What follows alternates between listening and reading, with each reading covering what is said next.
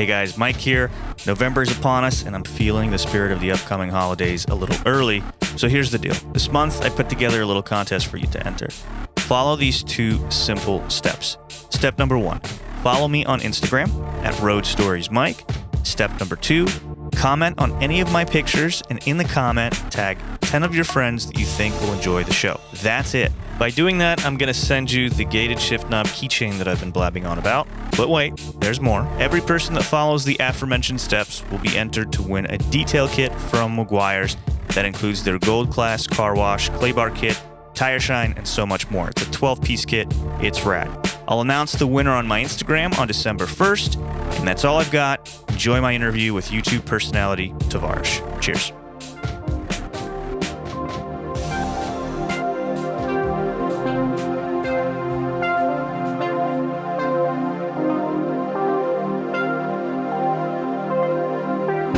My name is Tavarish, and you guys might know me if you're on YouTube looking for cars that have been on fire.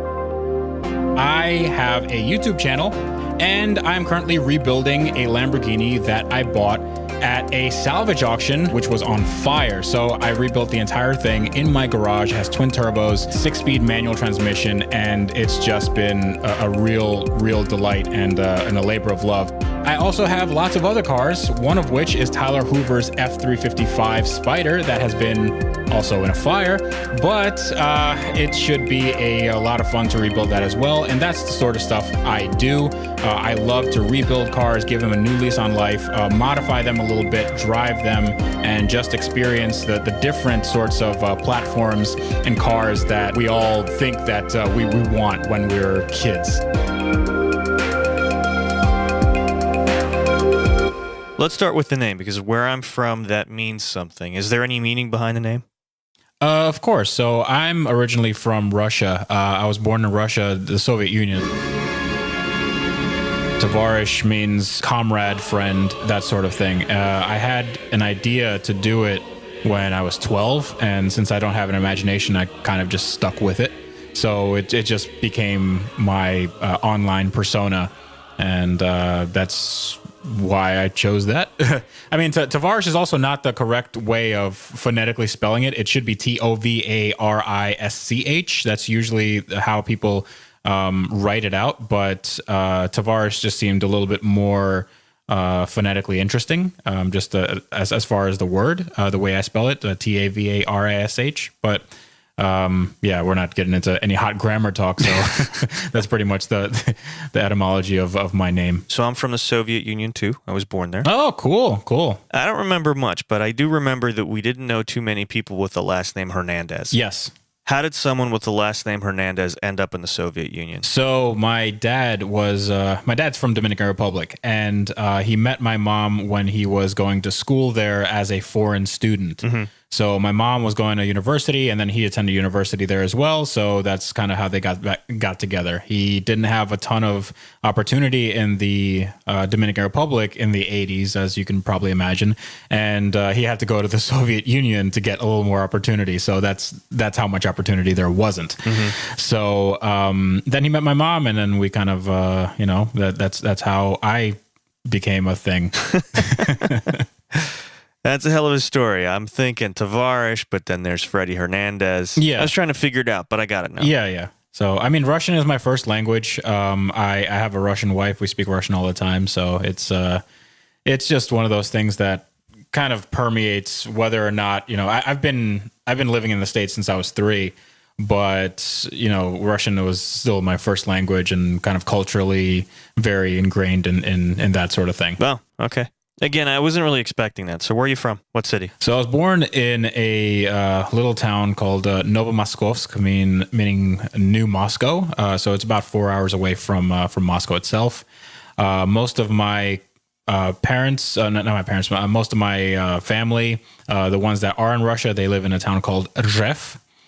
And that's about it. I mean, my wife is from St. Petersburg, and I mean that was Leningrad before St. Petersburg. So that's my Russian history. I'm from Uzbekistan, Tashkent, which means we're kind of sort of neighbors. So I want to see if there's any influence with you in Soviet cars, because for me, they made me hate the Soviet Union even more because the cars were so terrible. Did the Soviet cars influence you in any way? With the Soviet cars, not so much, just because I left when I was 3, but my dad would tell me stories about how bad these things were. I mean, my cousin right now, he lives in Russia, and he has a Lada, and that thing's always breaking down, and it's crazy cheap to repair. Like, you can do an engine swap for like $200, but it didn't really permeate with me too much. I was really interested in the stuff that I saw here, kind of at a formative age. I was always really interested in Legos. So putting things together, it doesn't matter if it was cars. Like, I was really into planes as well. Just anything that kind of, the transportation, that the mechanical aspects. So I loved taking things apart, putting them back together, and learning about different systems. So, when I was a kid, I remember my parents had like an old 87 Honda Civic, but I would have this imaginative storyline where, the Civic had adventures, and it was like this, it had a personality and that sort of thing. And it became like a part of the family kind of, So, and it was a mechanical piece, and I wanted to figure out how it worked and kind of take it apart. And sometimes, we weren't exactly, loaded. We weren't, I don't even think we were middle class. I mean, I guess we were middle class, but my dad would have to work on cars sometimes. Like, he really didn't like it, but just to fix some things, if we had a cheap car, just to, I'd see him working one day, and then I would just kind of, stick around and see what he was doing. And maybe that lit something under my butt, but I'm not sure if I had any specific Soviet involvement, even though I kind of like them now. I mean, they're kind of, just novelty. I love the old, I actually have a YouTuber by the name of Robert Dunn. He has a YouTube channel called Aging Wheels. He's at my house right now. And he's the one that brought my Ferrari, my burnt Ferrari, down to Florida. And he has a channel where all he has is like really quirky, like he has communist cars. He has a Trabant. He's driven a Yugo and all that stuff. So it's interesting that you ask about those specific cars right now. Well, I ask because even if you modify Soviet cars, they're still significant pieces of shit. Yeah, but the thing is, I enjoy the engineering. I enjoy what the thought process of people was. Because when they have like a specific problem, like how do you solve it? So you see the Americans, they solve it, but then, the market kind of does this thing where there's better ways to solve it, and maybe people haven't thought of that. But then when you have like a centrally planned economy, and then you only have this one car that is released by a committee that thinks that they're doing the best thing for everyone, when in fact this car is like just a pile of junk, I sort of like that as well. I like that problem solving, dichotomy. So I think that those cars are good as far as novelties. Obviously, I wouldn't drive one, every day, but I'd love to have one in my garage if I can get one for like cheap. Yeah, I'm sure you can find some cheap ones. Yeah, it's a joke. It's a joke car. Yeah, it's just something that it's like if you go to a auction or something like a Barrett Jackson, and then you see a lot of going up, like obviously this is just for drunk rich people to get their friends as a gift. Right. That it's not anything that somebody needs for, I'm going to college and I really am thinking about a Lada. Like, that doesn't happen. So I'm sure all of this wrenching came from somewhere. Tell me the story. Where did this all come from? Sure. So, I mean, honestly, the whole thing is the Legos.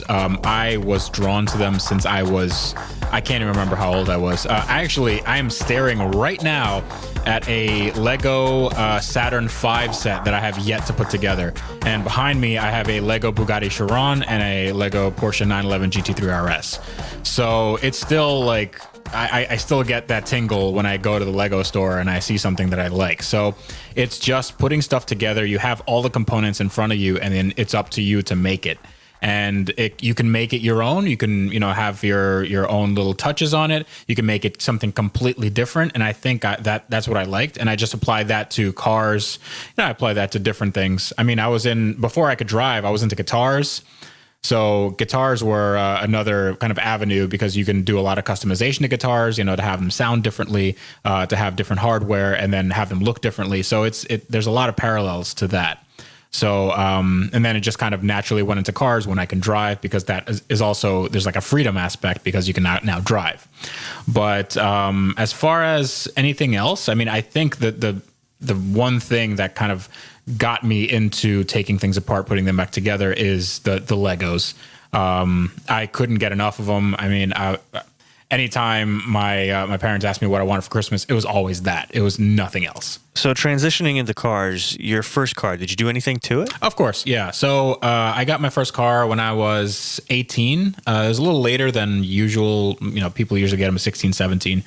I got my first car by working a job, like a retail job at an outlet store called Daffy's for a year, and I saved up about $6,000, and I bought this 1998 Nissan Maxima. It was a GLE. It was an automatic, and it had a bunch of stuff that I thought was really, upscale. It had leather interior.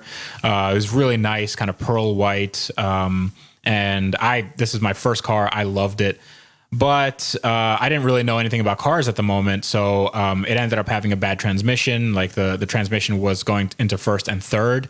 It wasn't going into second and fourth, so I had to get the transmission rebuilt. That was like $2,000. And what I did with that is, after I had the transmission rebuilt, I mean, my dad paid for it at that point. I ended up modifying this car quite a bit. So the first thing I did was the tail lights, and that took me about 3 hours to do, just because I had no idea what I was doing.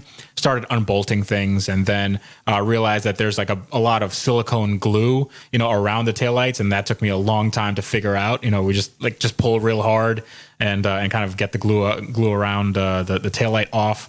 And then I installed my first system. I had like these two 12-inch Sony Explode something or others. I can't even remember, like the subwoofers. And it was like everything was a super noobish experience. I didn't know anything.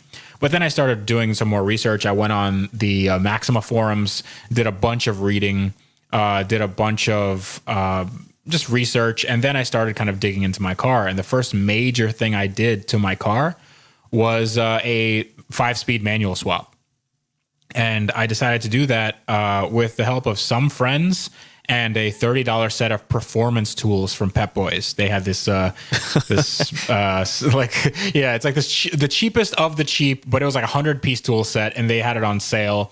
And I was like, oh, okay, I can use these tools. And like half of them broke during the swap. Of course. I remember I had a small accident, but I had insurance cover it. Mm-hmm. And instead of me going to a body shop, I had insurance just cut us a check. Like it was like a fender bender or something. And the insurance cut us a check. And with that check, I just bought a parts car. And it was pearl white. It was the same thing as my car, except it had a 5-speed manual transmission. So I decided to just do the entire swap. So I took everything out of that car, put everything in my car, and it worked. I mean, there was a lot of troubleshooting involved. There was like stuff that, you always get extra bolts and whatever. But I started from there. So I had a 5-speed car that I made myself. It was my only car.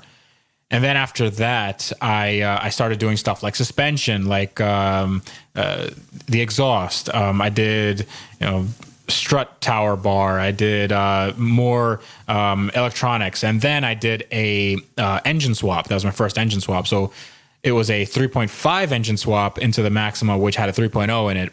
And that was essentially like it's derivative of the 350Z engine. So it had a lot more power. It was a lot more potent. It made like 250 horsepower or something like that. The regular Maxima made like 190. So it was a big power difference. So I did that. I had to take apart the entire engine, all the timing components, all that stuff. And based on that, I started writing about what I did. So I started doing these how-tos. Like, here's how to do a VQ35 swap into a Maxima. That was like one of my first things. And I put it online, and people really liked it. And that's sort of what I did to my first car. By the time, like when I bought the car first, it was completely stock. And when I sold it, just because I had too many cars at that point, it was, engine swap, manual swap. Nothing on the car was original. The entire interior was different. It was just kind of, a hodgepodge of different parts, but it was mine. You don't have an engineering background or any formal training, right? No. No. This is all like School of Hard Knocks. I never went to school, not ASE certified, or nothing like that. It's one thing to modify a car at that age. I mean, it's a really young age, but it's another thing to really go as deep as you went, like an engine swap and then a transmission swap, to go from automatic to manual especially. The question is, I guess, is what drove you? I've talked to a lot of people about this sort of thing, Matt Mormon from Obsessed Garage, namely, and there's like a few schools of thought when it comes to, you work so hard to get a car and you want to maintain it, you want to have it nice, and you want it to be pristine. So I have a different school of thought. I look at a car as a platform. I look at it as, what can I add to this to make it better? And if I can't add to anything, then I guess it's good on its own. But if I can add to this, what can I do that is different from somebody else? And if that difference is worth doing, I mean, you can always put like an LS in a Civic or something, and that's going to take you 5 years to do. But whether it's worth it at the end, whether you want, just a glory, or you just want street cred, or you just want to have a crazy car, that's your decision. But for me, the whole thing of like putting a different engine in is, one, it was a challenge because I didn't see anybody else doing it. There were a handful of people doing it, but I thought that I could do that. I could take that challenge on. And it was one thing where I just wanted more power out of the car, and that was a way of doing it without spending a lot of money on a supercharger or on a turbocharger, or trying to risk my car's engine with nitrous. So it was just one of those things where, like, this is a low mileage engine. This is a way of me, like, the engine's not going to be stressed anymore because it's doing stock numbers, and the car's going to be faster. And it's just like, it's a win-win situation. Plus the fact that I'm learning a lot about how these things work. I'm kind of learning by doing, and also what mistakes I make. And, at the end, now I'll have a car that's faster and more reliable, and the engine's newer. And, there's no downside other than me just getting dirty for a few days. Was it more difficult to sell that car because it was maybe in a way sentimental? Yeah, I mean, it was my first car, so I had a lot of memories in it, but I don't think it's one of those. It was a car that wasn't unique enough. I mean, if it was like, I don't know, if it was like a BMW E30 M3 that I got for cheap, and that was like the one that got away. But this is like a Nissan Maxima. These things are everywhere, so it was one of those things where it's a car. And there are better cars out there. And for me, like, it went to one of my friends who also had a Nissan Maxima, who also had like a really high powered one. And he got in an accident with his, and then he wanted a car just to swap everything over. So I said, listen, dude, you can just, use my car, and then it'll live on through you. So that sort of thing it was a little bit better for me to handle than me just selling it to, Joe Schmo that I didn't know, that rhymed, but just a regular Craigslist dude that would just see this car as something to, from point A to point B, and then not realize that there's so much work went into it. So it had some sentimental value, but not too much. Just like any car I have now, it has some sentimental value, but at the end of the day, it's just a car. So I'm looking at your history here, and it looks like you did some work at a scooter shop out in New Jersey. What was that all about? I was working with a friend. We had a business that rented out scooters like Vespas and Aprilias, that sort of thing, to tourists in New York. And that's what we did. We delivered them, we maintained them, and it was just a business that grew over the time that I was there. And I just left because I wanted to do more car things. So you were like pre-Bird out in the East Coast. Yeah, we're the pre-Bird, but we were the gas version and also the full size version. We had like 250cc scooters, the ones that you would see in Europe. But yeah, Bird is definitely like a logical extension of that, and also is one that carries with it a little less liability, because you're not actually going on the road with like the highway at least, with like semis and stuff. So that's probably a step in a smarter direction, but we didn't have any birds around when we did it. So you're operating in Florida now. What prompted you to move from Jersey down to Florida? So there's a lot of different aspects to it. I actually made a video on it, but the biggest thing was just taxes. When you start to make any sort of money, New Jersey starts to become really stifling as far as taxes. The property taxes, the income taxes, the local taxes, and the fact that you're like sardines in a can. There's so many people. The population density is super high. The property values are super high. So it's really hard to buy something if you don't have that much money. And also the weather. The weather wasn't great. It snowed pretty hard. There was like this long period in the before the winter where it was just this nasty, depressing, cold mess.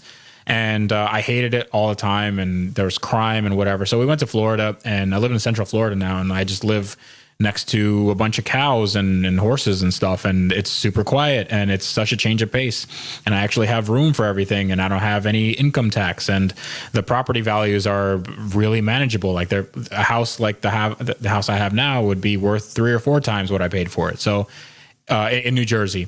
And the cars have no inspection, nothing like that. So you can basically drive whatever you want, obviously within reason, but it's a lot more loose.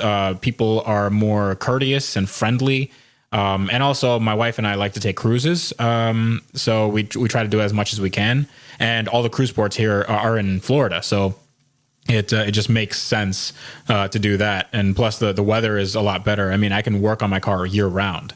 Whereas in New Jersey, if it starts snowing, like, guess what? I'm not doing anything for the next 3 weeks. So when you mention weather, California comes up. So why not California? So the reason why not California is just because the population density is so high, especially in the LA area. Depends on where you go. We wouldn't be able to afford California at all. Like we were looking, like our house was like $300,000. There's no way I can afford anything in California that isn't like riddled with bullet holes. So, and especially with lots of cars, I'd have to rent a place, and renting a place is very expensive. Then you have the smog. Then you have stuff like CARB if you want to change engines. You have a 13% income tax, and then you have to get all these other things. If I wanted to build something, there's all these extra regulations.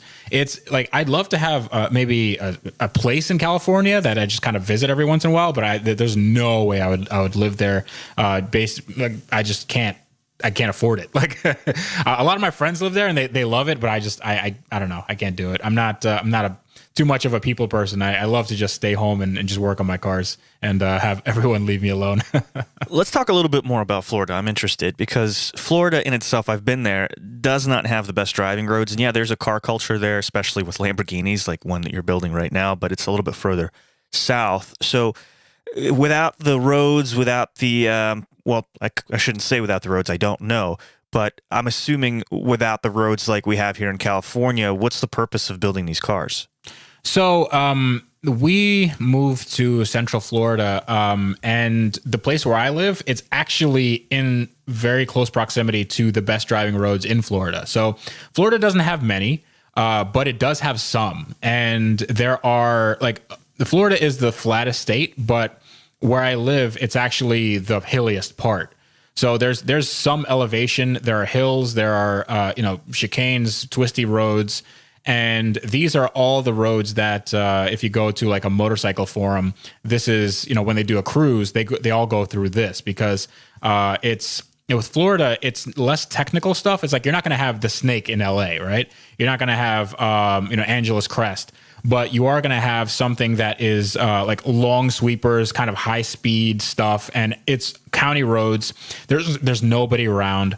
And if you go to South Florida, it's literally just straight, just nothing but straight. So that would have been a problem. But here in Central Florida, it's a lot more twisty. There's a lot more, there's lakes you go around. It's very scenic. And I'm in closer proximity to something like, Tail of the Dragon up in Georgia and the Tennessee border. They have like a lot of nice roads there. And that's basically, I mean, Florida's okay as far as roads, but they also have racetracks. So there's racetracks in Orlando. There's more down south. There's one up north that I visited that has a rally stage. It's called The Firm. It's Florida International Rally and Motorsports Park. And we actually did a video where we took a $500 Ford Explorer and we turned it into a drift car. And while we were there, it was like there was a WRC Subaru rally car testing, and they have jumps, and they have like there's an actual track. So there's a lot of different things that you can do, especially in this state, that is in close proximity to everything. So it's nothing like the roads are nothing like California. California has some great roads if you go off the beaten path. You know, if you take the right off PCH and you just go up the mountain, that's like some nice desolate roads. But given everything else, like I'll take these roads, which aren't as good, but I'm in close proximity to other roads that are really good, plus all the other benefits that I have here. So you're in Jersey doing the scooter thing, then you're writing articles about the Maxima and how you fix things up and change things up and swap things out. So what's the timeline here? How did things progress into more and more of the car stuff? The way I did it, I was doing these things back to back. So I was in the scooter business, but I was also starting my website, which was called APIDA Online. And APIDA was a acronym. It was stood for Automotive Performance Index Database and Answers. And that's a site that never really took off. It was supposed to be like a knowledge hub for every single car about what modifications there are, what repairs it would need, common issues, that sort of thing. And as you can imagine, that takes a lot of manpower if you want to put stuff for every single car. And I just didn't have that sort of time. I didn't have that sort of manpower. But what I did do is I could make a site with lots of content on the cars I bought and sold. Because at that time, I was just buying and selling cars just to make a little bit of money on the side. So I would buy these cars on Craigslist, and then I would just kind of, I would fix them up, modify them a little bit, and then sell them on, kind of like a wheeler dealers, but with less money and just no camera crew or nothing like that. And I called it Art of the Flip. And I started writing those things on my site, and then posting that to every single Facebook group I could join about cars. And I think I joined like 450 Facebook groups. Wow. So I just started posting, like cross-posting every single thing. Every time I had an article out, I just posted it. And then it got like, thousands of views, and it was pretty cool. And then I started posting on this forum called Opposite Lock. That was an open forum for Jalopnik. Jalopnik, if any people out there don't know, it's like one of the biggest car sites. So Jalopnik starts featuring my content in what they call the best of Opposite Lock at the end of every week. And my articles were in there, and then they get like a few thousand views. And I'm like, oh, that's pretty cool.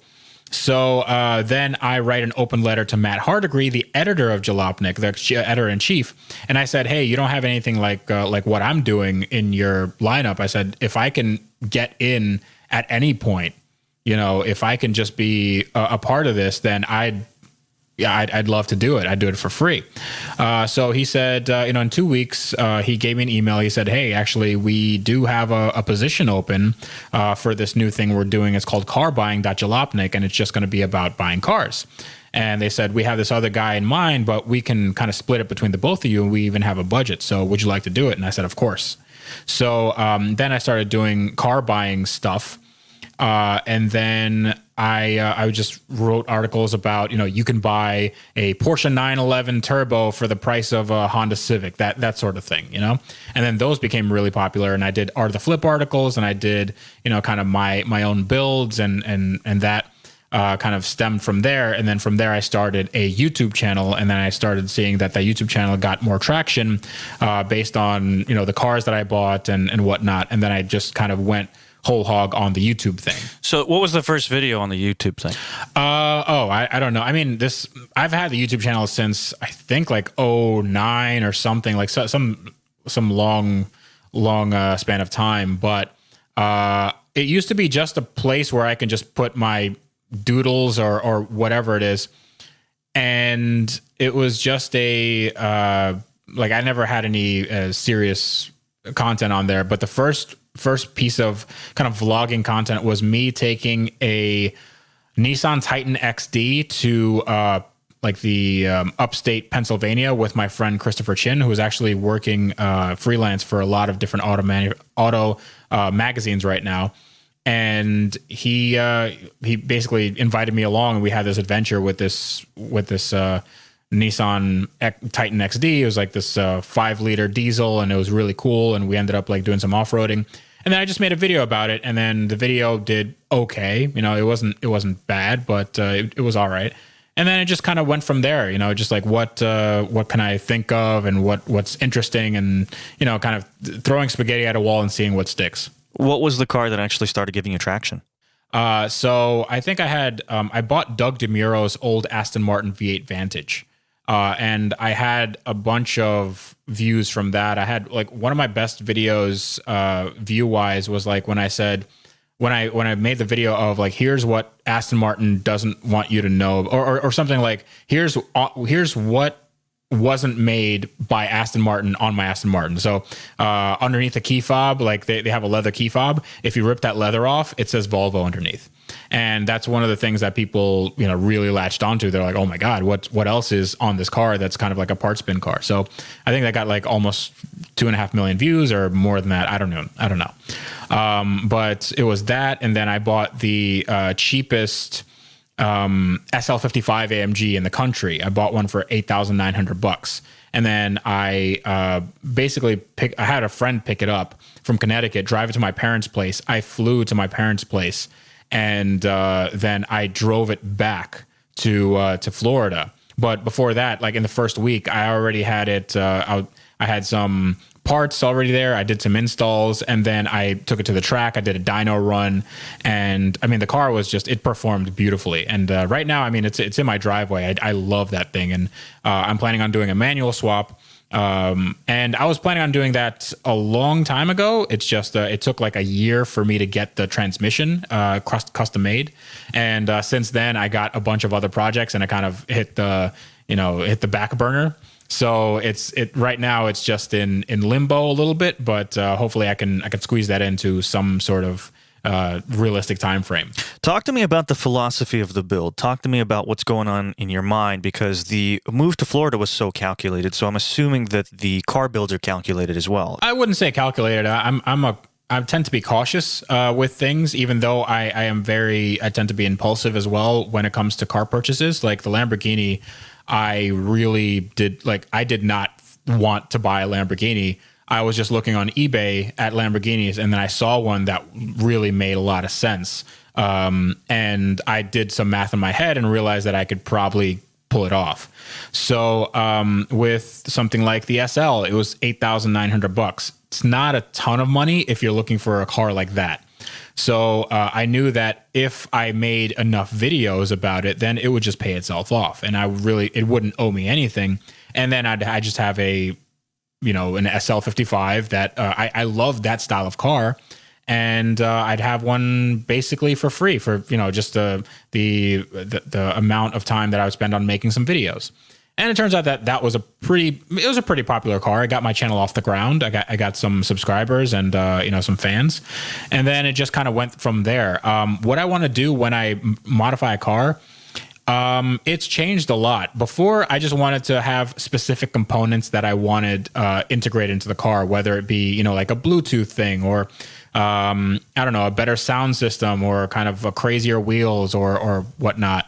But now, depending on the build, I might want to say, okay, I want this car to look like it came out of the factory, like out of a Skunk Works division of Mercedes. Like that's what I want for the SL. Like I want this to be, what if Mercedes built a manual version of this with a little more power and, kind of better drivability, didn't have the stupid hydro-pneumatic suspension. It had like some decent coilovers on it. Like what would that look like? And that's the car I'm trying to build.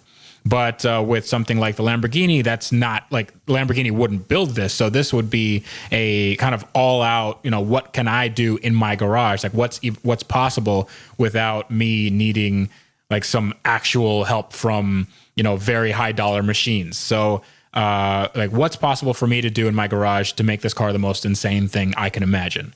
But there's other cars where, you know, I have a Bentley where that's just going to be a repair job. That's like, I just want to make this car run and drive the way it came out the factory stock. So it's all different. It's all, you know, dependent on the build and what I can see the car as. And then whether I'm going to maybe sell it on, whether that's the plan or whether I want to keep it. And usually I want to keep cars that I know that I've done way too much to, and I wouldn't get anything really out of it, like monetarily. And it's usually cars that have already made their money back and then some. So, you know, cars like the Lambo and the Ferrari, I'm guessing, like I haven't made any videos on it, but the Ferrari is definitely going to be one of the things I'm probably going to keep, just because it's going to be so much modification that no Ferrari owner would ever want to touch this car, because it's like it's so far from stock. It's funny. Working on cars like Bentley, Ferrari, Lamborghini, etc. scares the crap out of even trained mechanics. I almost kind of get the feeling that in your free time you study repair manuals. How did you learn all of this stuff? How did you become so proficient to be able to work on these cars without actually getting any training? So you can actually do a lot of research about what you're working on beforehand. So I tend to do a ton of research on any car that I want to take apart, mainly because I want to see what's out there. Maybe somebody has figured out a way to do it better. You know, if there's a timing belt job or like an exhaust that needs taken off and there's a bolt that is like hard to get to, it's likely that there's going to be a forum post somewhere where a guy is like, you know, just creates a better mousetrap and he says, hey, I used this swivel and I got to it in 5 minutes. But when it comes to something like a Lamborghini or Bentley or whatever, those types of guys are very few and far between, because nobody works on them themselves. So what I had to do is literally just take the entire thing apart. And since the car has been apart, like my Lamborghini, since it's been apart already, and I see where people have changed things from stock, it's easy for me to see how to do that. Like the Lamborghini, I'm actually I'm very fortunate in that it's an easy car to work on. Like it's super easy. It's very unlike other Audis that I've had in the past. I've had an Audi A6 2.7T, which was the most intense like working experience I've ever had, because it's so hard to get your hands into these places. I wager the Bentley is going to be like that, but the Bentley is probably going to be a little easier because I'm taking the whole engine out. But with the Lamborghini, there's like tons of room for everything, and it's just it was built in mind, like with all this stuff in mind. It's like everything sort of makes sense.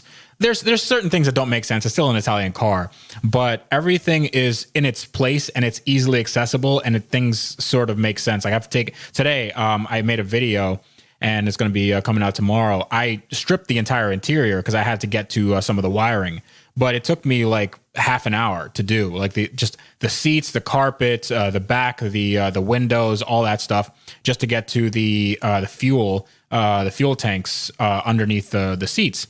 And because I had a little bit of a fuel leak, so I had to just get to that. There's a fitting that was leaking, so I have to replace that. But everything is just it's like Legos. It's just sometimes they're a little rusty and sometimes they're a little oily, but they're pretty much like Legos, and sometimes they don't fit actually.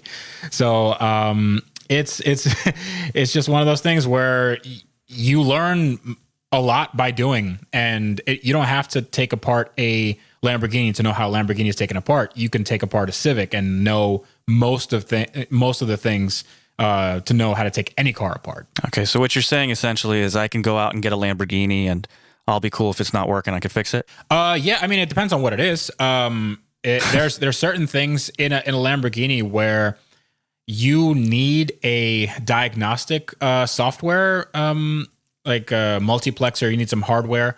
And it took me a long time to get that, because there's like 5 people in the country that know what that is. Like even know what I'm talking about when I ask for that.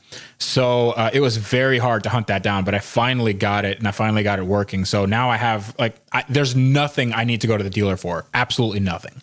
So it's other than that, if you have like diagnostic software, which actually on the newer Lamborghinis, it's all Volkswagen stuff.